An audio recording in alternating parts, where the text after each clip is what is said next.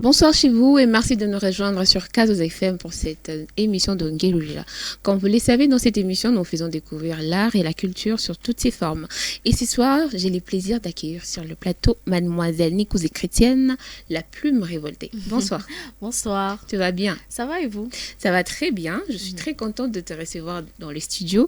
Tu es artiste, compositrice, slameuse, comédienne. Tu utilises ta plume pour défendre les droits des femmes et aussi parler des sujets de la société avec passion. Surtout carrément. Avec passion. Carrément. Est-ce que j'ai bien énuméré en plus en mettant un peu l'accent sur les côtés révolte quoi? Ouais, c'est ça. J'ajouterais simplement que je suis aussi animatrice culturelle, donc des fois je fais la modération dans des événements et tout.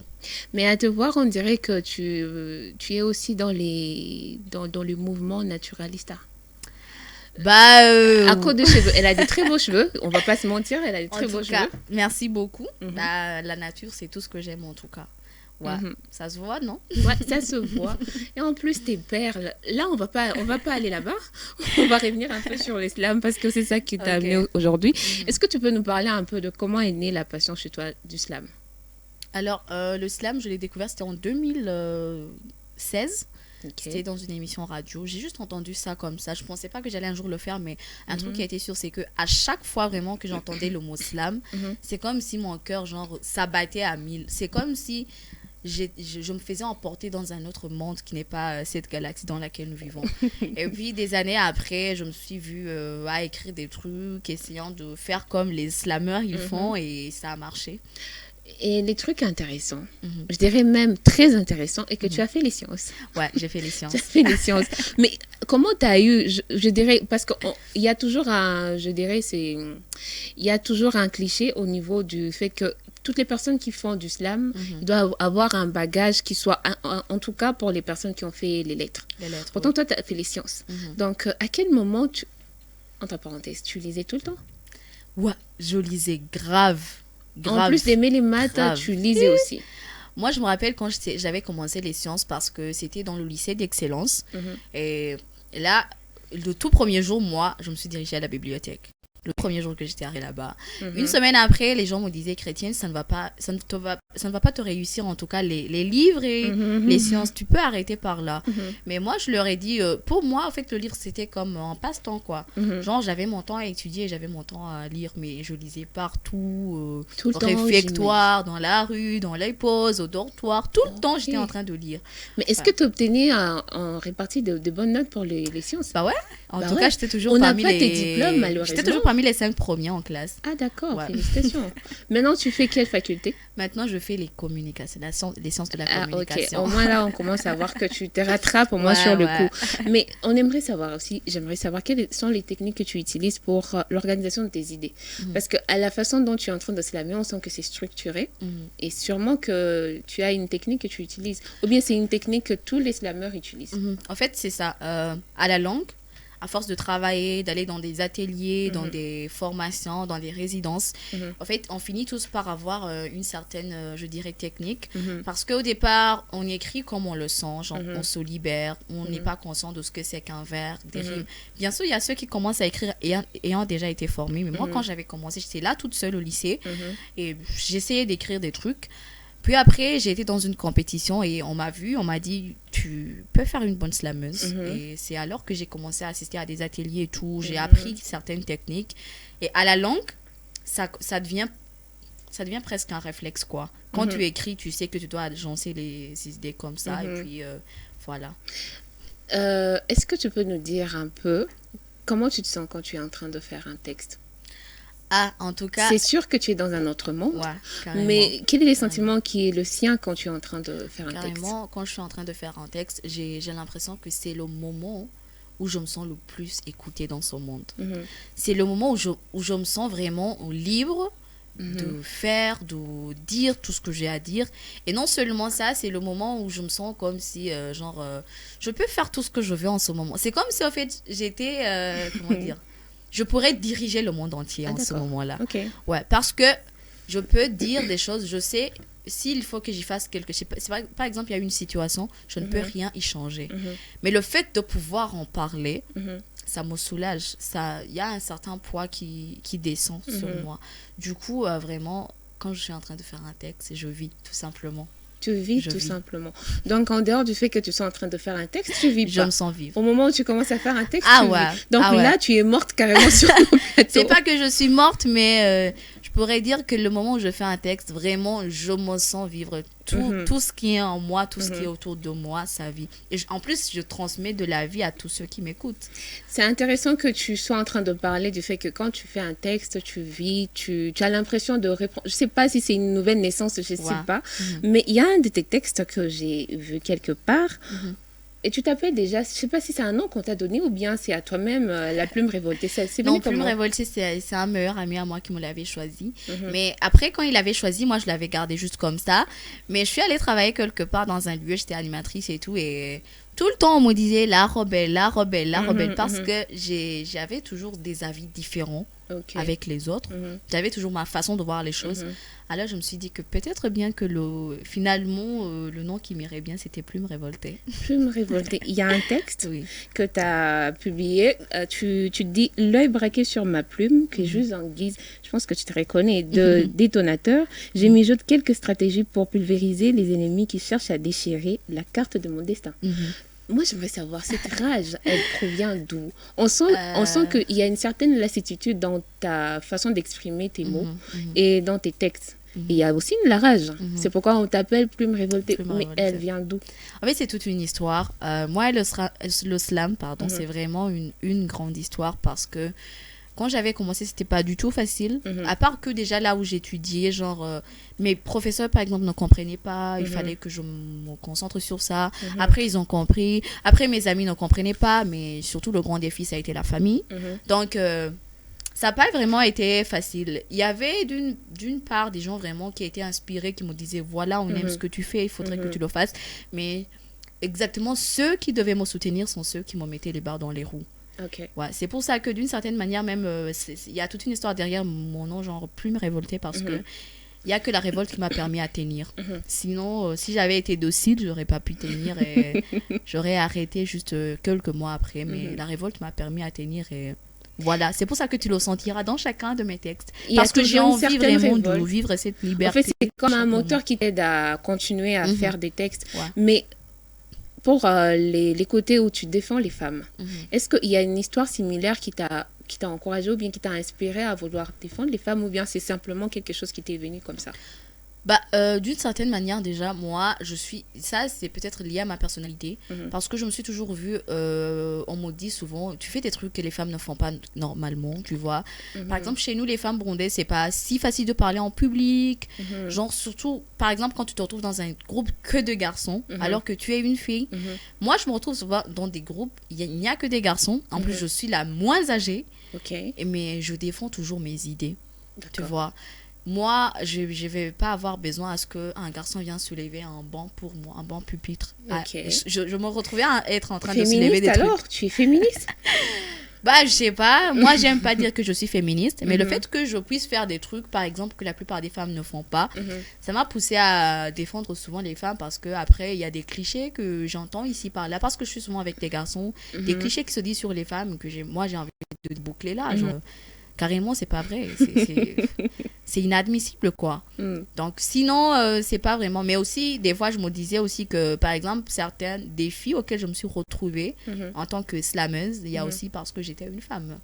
Ça n'aurait pas été la même chose que quand j'étais un garçon. Et surtout qu'il y a des stéréotypes autour du fait que la femme se tienne devant le public en train de parler. Et ça t'a pas empêché de continuer, ça t'a pas, en tout cas, ça t'a pas ralenti dans ton élan. Tu continues à défendre les droits des femmes. Et est-ce que tu penses que dans tes textes, il y a une certaine, je dirais, une prise de conscience?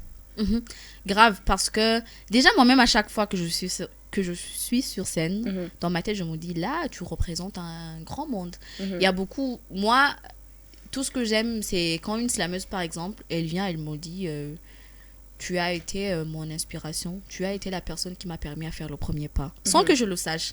Genre, je vois une slameuse et elle me dit, le premier texte, je l'avais écrit quand je t'avais vu sur scène. Genre, je me suis dit, on peut le faire. Nous aussi, les femmes, on peut le faire.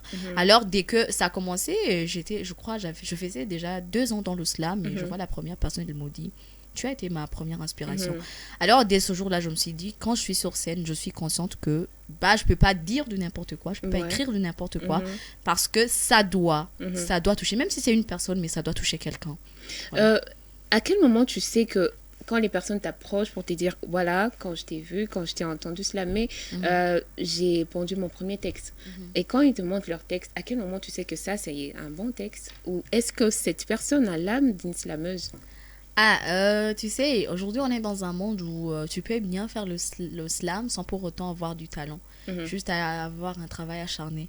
Tu peux aussi avoir du talent et ne pas être un bon slammer. Tu sais, c'est pour ça que moi, je ne dis plus jamais à quelqu'un, voilà, il faut avoir du talent, non. Si tu aimes ça, si tu as envie de faire ça, tu peux le faire. À condition vraiment que tu travailles acharnément. Sinon, on commence tous quelque part, mais à force de travailler, de rejoindre les autres, il y a des mouvements de slammers ici, il y a des ateliers, des formations, des résidences. À force d'assister à tout ça, tu finis par avoir vraiment une belle plume. Sinon, moi-même, là, j'arriverai jamais à un point où je me dis, voilà, maintenant c'est fait. Chaque jour, si je suis aujourd'hui à un pas, j'ai envie d'aller à un pas supérieur. Chaque jour, je dois essayer d'améliorer. Est-ce que ça t'arrive de regarder ou bien relire tes textes et de dire que à cette place, j'aurais pas dû dire ça? J'aurais peut-être dû dire ça. Non, moi, j'aime pas faire ça. Tu sais, il y a des gens... C'est nouveau parce que tous les artistes, pas tous quand même, mais la majorité, quand ils regardent, quand ils sont face à leur œuvre, ils ont toujours tendance à vouloir améliorer, ajouter quelque chose. Ouais, ça arrive, mais moi, je le fais rarement. Même quand je le fais vraiment, je le fais rarement. Tu sais pourquoi j'aime pas le faire? Parce que chaque texte, ça me rappelle un certain moment de ma vie. Donc, à ce moment-là, je pensais comme ça. Et c'était ça ma façon de faire. Donc, je vais pas... C'est comme si je changeais le passé alors qu'on ne change pas le passé. Si à cette époque-là, je pensais que les choses devraient être ainsi, je regarde ça comme ça, tu vois. Même si c'était peut-être, je dirais, pas une meilleure façon de penser, mais tu la laisses comme ça parce que c'est ça qui fait la beauté. À cette époque-là, je pensais ainsi. Si je pense que ça ne devrait pas être comme ça, je vais écrire un texte peut-être similaire, en d'autres mots, mais je ne vais pas non plus modifier le premier. Ça arrive que je relis mon texte et je me dis, ici par exemple, c'est mal écrit, mais à condition que le message reste le même. Je ne vais pas changer le message parce que, voilà. Je vais t'appeler, durant l'émission jusqu'à la fin, je vais t'appeler Plume Révoltée. Ok. Ça va faire depuis 2016 que tu as commencé à être slameuse. Non, 2016, c'est à cette époque-là que j'ai découvert, sinon j'ai commencé en 2019. 2019, ok. Disons 2019 que tu as commencé ta carrière de slameuse. Est-ce que tu peux nous parler d'un moment ou d'une expérience sur scène qui t'a le plus marqué? Ah, ok. Il y en a beaucoup? Ouais, il y en a plein. Déjà, je pourrais pas oublier. Tu sais, il y a une expérience, moi, ça m'a marqué, mais je n'étais même pas sur scène.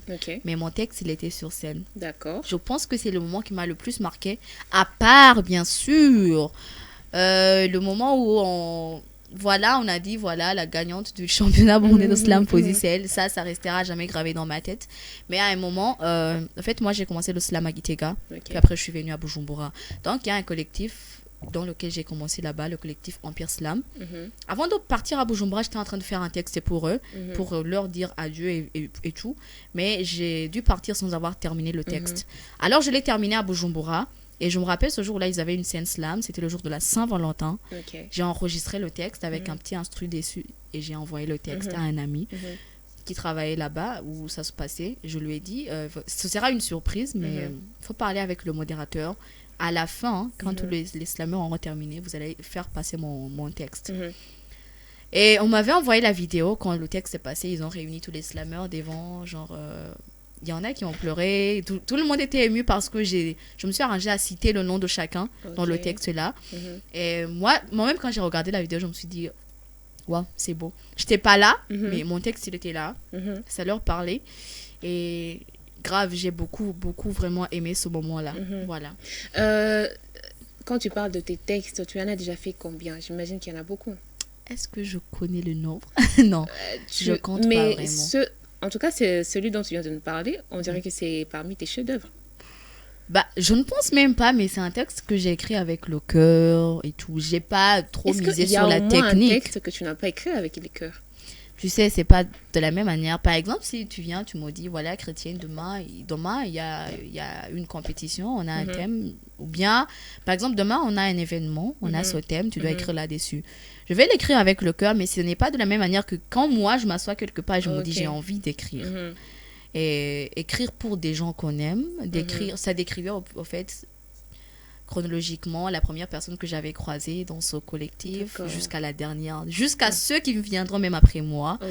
Donc pour moi c'était un texte, j'ai pas trop misé même sur la technique, je me suis juste laissée aller dans le texte, j'ai exprimé ce que je ressentais envers chacun des slammeurs de ce collectif et voilà. Il y a une vidéo que j'aimerais qu'on mette sur le live pour ceux qui sont connus de le faire. Au fait. Ouais. Est-ce qu'on peut avoir cette vidéo? Voilà, cette vidéo. Mais c'était pas, ça, c'est pas le cœur. Non. Le thème, c'était quoi? Assalamu alaikum wa alhamdulillahi wa barakatuh. Shalom ma soeur. Shalom mon frère. Ne me prenez pas pour une effroyable sorcière qui posséderait la potion magique des esprits troublés. Je suis la secoueuse de conscience née de la dernière dynastie des déesses. Je viens vers toi pour te parler de ce calmant qui soulage les cœurs assombris par des peurs barbares. Je sais, je ne suis pas la seule à lâcher des mots sur ton malheur. Peut-être même que j'aurais dû me taire pour ne pas trop surcharger ta liste déjà débordée. Mais quoique mon discours n'ait aucune ambition d'être le meilleur, j'ose me lever pour marteler une parole qui ne sera ni un cri d'alarme ni une plaidoirie. Juste quelques mots pour évincer tes mots, juste quelques pensées guérisseuses pour panser tes plaies. De nos jours, il se passe bien des choses étranges. La paix est devenue le plus fou de nos rêves, une envie mortelle de vivre une trêve nous consume sans cesse. Par-ci une bataille, par-là une revanche. Nos journées sont devenues si sombres et nos nuits si blanches. Des guerres qui laissent un tas de sang sur les parois de nos paupières. Et des âmes à meurtri. Les faiseurs de demain n'ont plus droit à un apprentissage crédible, surtout depuis que parents et professeurs n'arrivent plus à joindre les deux bouts. La paix est devenue une conspiration inépinée pour les commanditaires.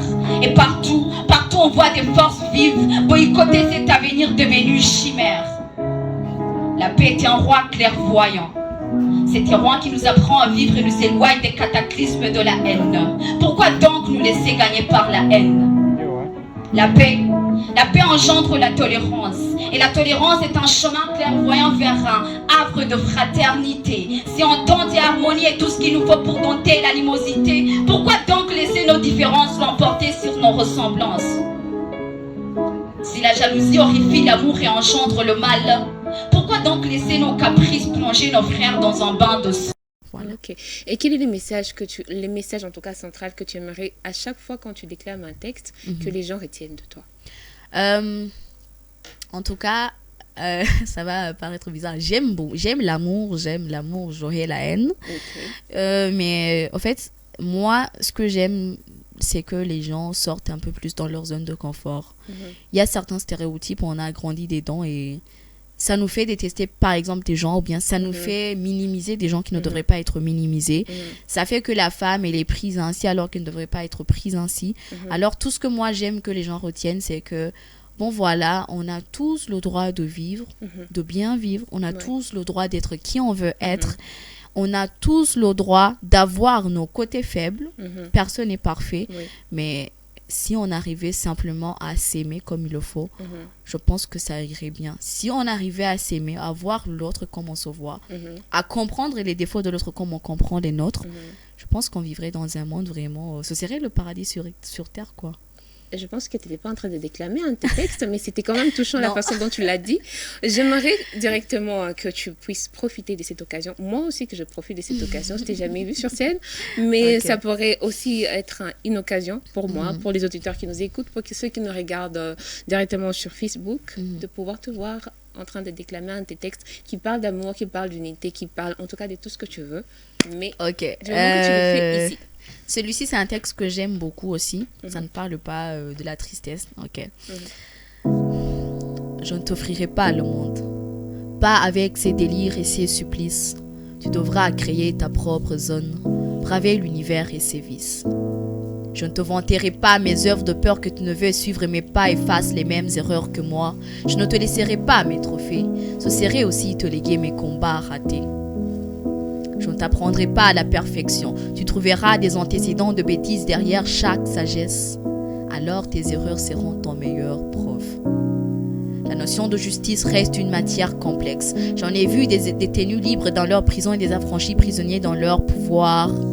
Certes, l'or et l'argent valent une fortune, mais la liberté n'a pas de prix, même s'il s'agit de celle d'un rat.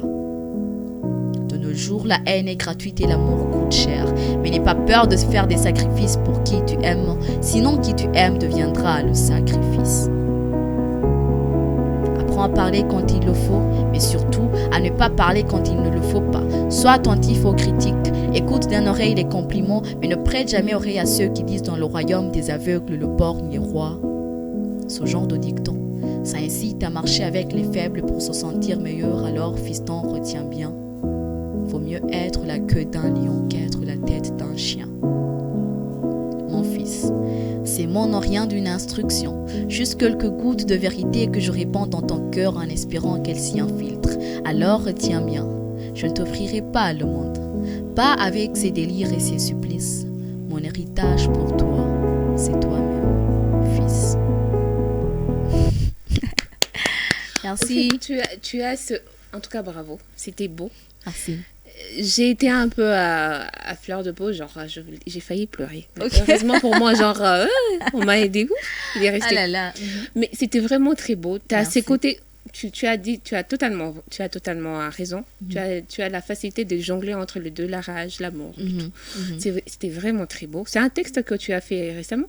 Ouais. Genre, c'est le texte que j'ai fait même le jour de la finale de notre compétition. Okay. En fait, le texte, moi... je comprends pourquoi tu as gagné. Félicitations. Non, le truc qui m'étonne avec ce texte, je pense que parmi tous mes textes, c'est le texte qui m'a pris le moins de temps. En fait, je ne l'ai pas déclamé en entier. Là, je viens pas de le déclamer en entier. C'est le texte qui m'a pris le moins de temps et qui est venu facilement. Genre, j'ai pas trop pensé pour l'écrire, mais quand j'avais fini de l'écrire moi-même, je l'aimais. Je l'aimais beaucoup. Ouais, parce que déjà, d'une certaine manière, je me plaignais de rien, des dents. Pas comme je le fais dans la plupart de mes textes. Et je sentais que ce sont des mots simples, mais que peut-être j'aimerais un jour dire vraiment à mon enfant. Ah, d'accord. Ah, d'accord. Ok.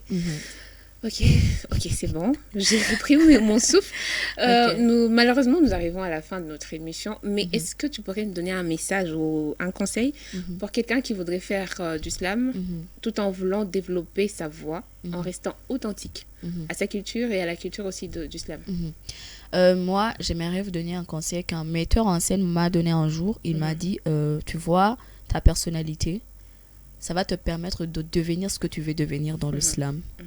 En fait, si tu veux faire... En fait, ce n'est pas seulement pour le slam, c'est pour tout ce que tu veux devenir dans la vie. Ouais. Si tu le fais bien et que tu prends ta personnalité, ta façon de vivre, vraiment, et que tu l'utilises à ton profit, ça va le faire.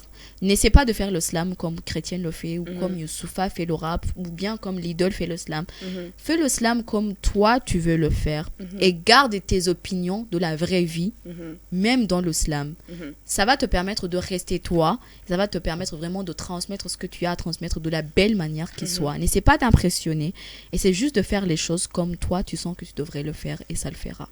J'espère qu'ils ont entendu. Mais avant que nous ne terminions cette émission, dans tous tes textes, bon, en tout cas dans tous tes textes et dans tous les slams que moi j'ai vus, il y a toujours la musique qui t'accompagne. Et il y a une photo qu'on va mettre, voilà, cette photo. J'aimerais que tu nous parles de ces groupes. Il n'y a que des femmes et apparemment ce sont des slameuses. Ouais. Ça s'appelle Awake Team. Je suis la directrice artistique de ce groupe-là. Aussi chargée, je fais aussi partie de l'équipe de communication. En fait, ce sont toutes les slameuses que tu vois là-dessus. Il n'y a aucune slameuse qui a commencé le slam ici à Bujumbura. En fait, il y a ces clichés comme avant, c'est comme si le slam c'était qu'à Bujumbura. La plupart, nous avons commencé le slam à Gitega. Il y en a une qui a commencé à Rutana. Du coup, quand ils sont venus, elles sont toutes venues après moi à Bujumbura, on a décidé de créer un groupe. Il y en a une qui est déjà partie à l'étranger, mais... c'est elle vraiment qui était à l'origine de ce groupe-là. Elle s'appelle Néré. On a créé le groupe-là. D'ailleurs, grand respect vraiment envers Néré. Je sais qu'elle va voir peut-être l'émission. On avait décidé de faire ça rien que les femmes. C'est un groupe qu'on avait créé pour se donner de la force, s'auto-encourager. On fait aussi du théâtre en même temps, donc se donner du courage, pouvoir avoir beaucoup plus d'autant de créer entre nous. Après, on a vu que ça pouvait aller au-delà que de se donner du courage. On commence à créer. Bientôt, il y a d'ailleurs, il y a notre premier texte qui va bientôt sortir, très bientôt. On n'a pas encore fixé la date. Mais il y a déjà les titres. C'est un texte. Moi, j'avais cru que c'était un chant. Non, c'est un slam. C'est un slam. C'est un slam. Ce sont des slammeurs et des comédiennes. Des slammeuses et des comédiennes. Il n'y a personne qui chante alors? Si, il y a une petite partie, par exemple, où il y a une qui chante. Il y en a qui chantent dans le groupe, mais on est plus dans le slam. Donc, tu ne vas pas nous spoiler quand même. Ah, le titre, c'est Échappatoire. Voilà. Le titre, c'est Échappatoire et ça sort bientôt. Vous allez connaître la date très bientôt. Et bientôt, j'espère que c'est pas comme le bientôt de Jésus. Non, il y a déjà il y a l'affiche qui est déjà sortie, donc ça s'entend que très bientôt ça sort. Vous allez le voir sur nos plateformes, Awake Team, Instagram, Facebook, Twitter, voilà. En tout cas, merci beaucoup à Plume Révoltée. Merci J'espère beaucoup que je t'ai pas révoltée ce soir plutôt. Merci beaucoup d'avoir accepté notre invitation. Merci d'avoir partagé avec nous tes belles paroles. Merci, ça a touché. Merci beaucoup. Je suis sûre que ça m'a pas touché seulement. Merci à vous aussi qui nous avez écoutés. Merci en tout cas et merci à Shadia Gateka d'avoir assuré la mise en onde et DJ Bobo côté image. Nous vous donnons rendez-vous pour la prochaine émission. Bonne soirée à tous. Kazoza FM, be your own boss.